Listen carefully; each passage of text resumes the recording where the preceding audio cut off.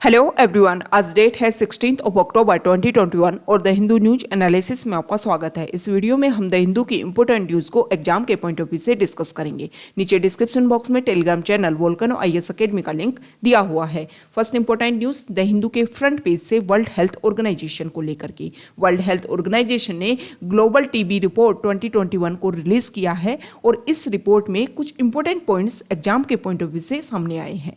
इस आर्टिकल में बताया गया है कि कोविड-19 पेंडेमिक की वजह से बहुत सारी डिजीज ऐसी हैं जिनको टैकल करने में काफ़ी ज़्यादा परेशानी हुई। बहुत सारी डिजीज जिनको इजीली टैकल कर लिया गया था ग्लोबल लेवल पर, ताकि उनके जो पेशेंट्स हैं उनमें काफ़ी ज़्यादा रिडक्शन देखने को मिल रहा था। लेकिन कोविड-19 पेंडेमिक के दौरान जब इन डिजीज़ के ऊपर स्पेशल फोकस नहीं किया गया, उसकी वजह से इन डिजीज़ में दोबारा से इनके जो पेशेंट्स हैं उनकी संख्या इंक्रीज हुई और जो डेथ्स हैं इन डिजीज़ की वजह से उनमें भी इंक्रीज देखने को मिला। तो यहाँ पर टीबी के बारे में बता रखा है कि कोविड-19 पेंडेमिक के दौरान जब टीबी के ऊपर स्पेशल फोकस नहीं किया गया, उसके जो पेशेंट्स हैं उनको ईजीली टाइम पर जो मेडिसिन अवेलेबल होनी चाहिए थी वो नहीं हो पाई, उसकी वजह से टीबी डेथ्स में काफ़ी ज़्यादा इंक्रीज हुआ है।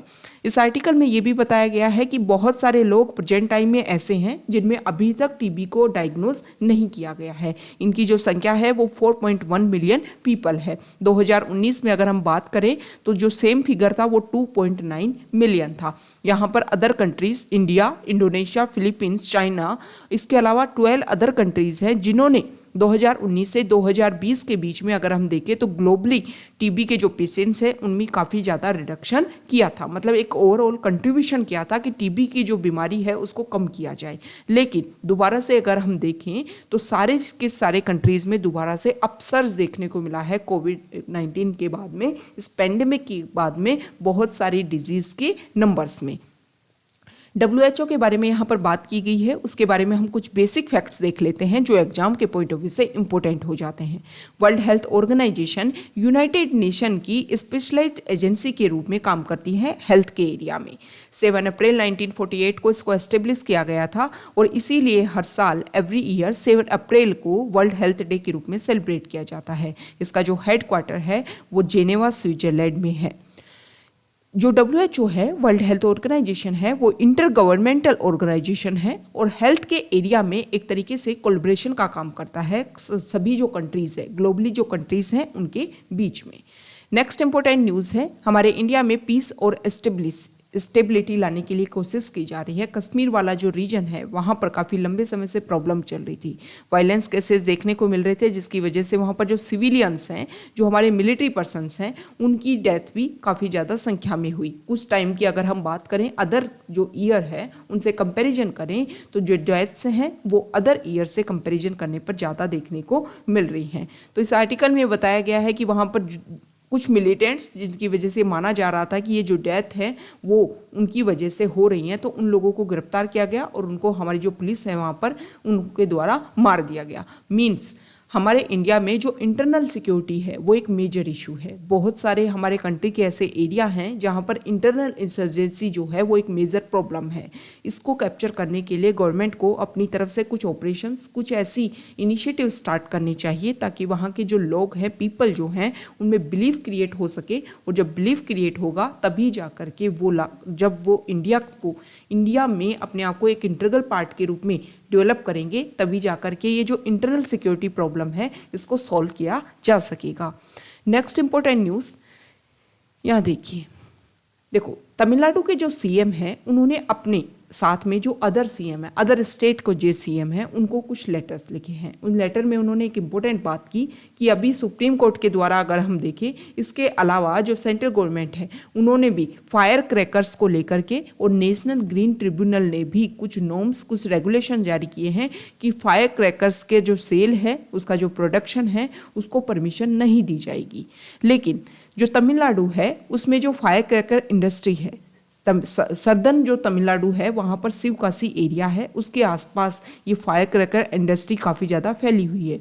लगभग 8 लाख जो वर्कर्स हैं वो इस इंडस्ट्री में काम करते हैं और अपनी लाइवलीहुड के लिए इस इंडस्ट्री के ऊपर रिलाई करते हैं। तो अगर इस इंडस्ट्री को बंद कर दिया जाता है तो उसकी वजह से इतनी बड़ी जो पॉपुलेशन है, इतनी बड़ी जो नंबर्स हैं पॉपुलेशन की, उसके ऊपर काफ़ी ज़्यादा इफेक्ट पड़ेगा। तो इसी को लेकर के बोला गया है कि जो आपने बैन करने की बात कर दी है कि सेल ऑफ फायर क्रैकर्स को फेस्टिवल के दौरान हम बैन करेंगे। अब जब बैन ही कर दिया गया है तो उसका प्रोडक्शन भी नहीं होगा, और प्रोडक्शन नहीं होगा तो इतने जो पीपल हैं उनके ऊपर काफ़ी ज़्यादा गलत इफेक्ट पड़ेगा। तो इसी को लेकर के Mr Stalin wrote to his Rajasthan counterpart Ashok Gehlot thanking him for the move.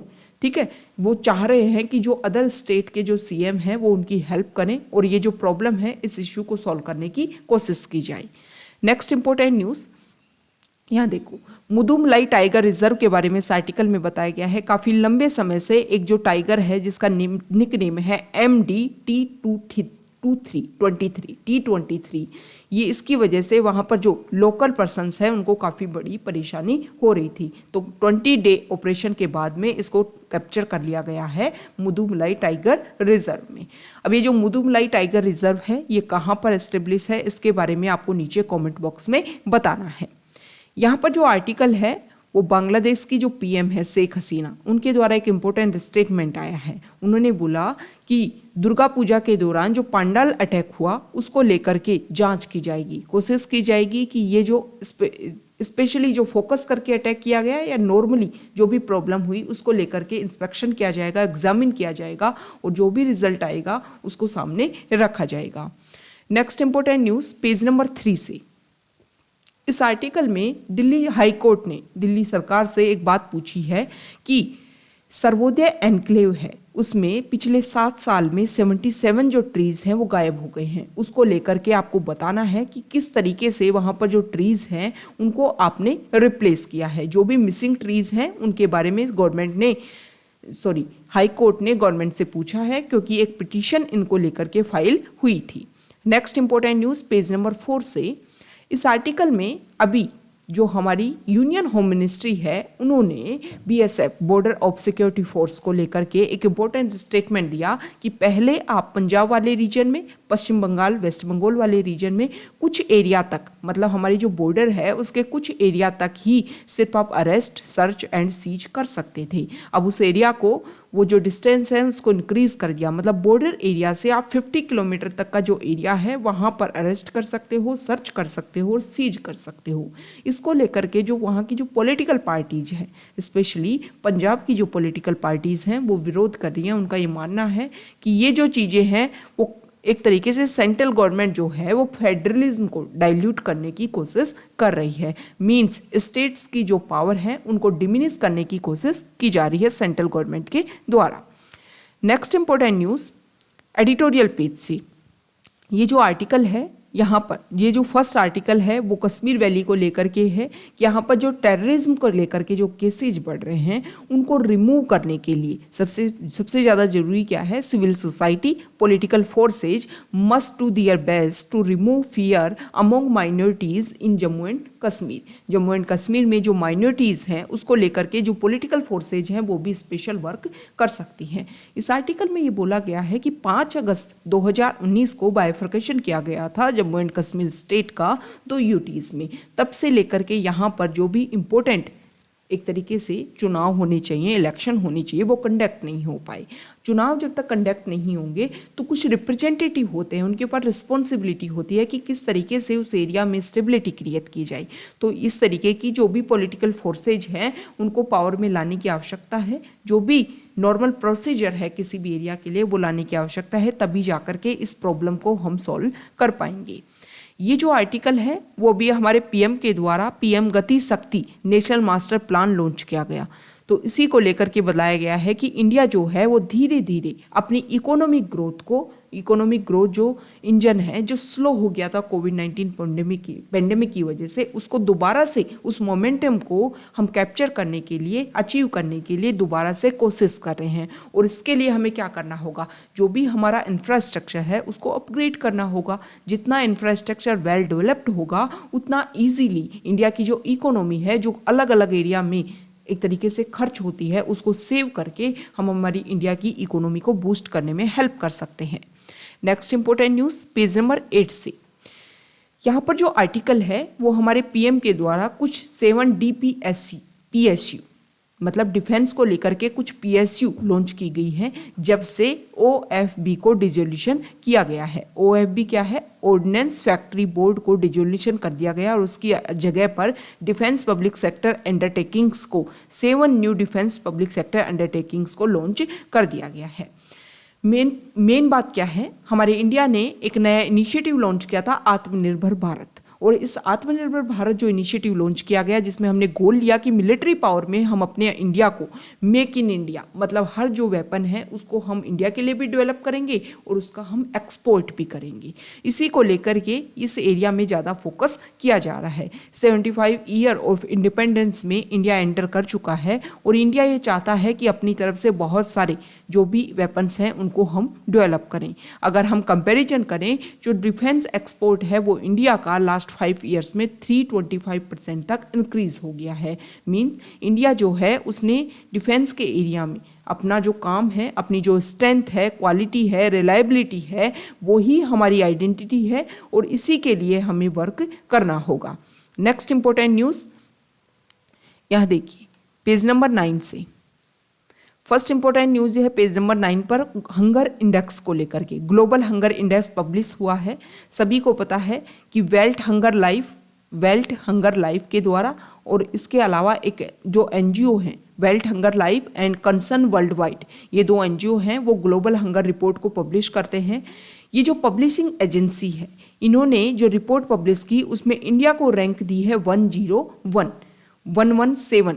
यहाँ देखिए इंडिया ने रैंक हासिल की है 111 रैंक इंडिया ने हासिल की है। और अगर अदर कंट्रीज से हम कंपैरिजन करें तो इंडिया की जो हमारे जो रीजनल एरिया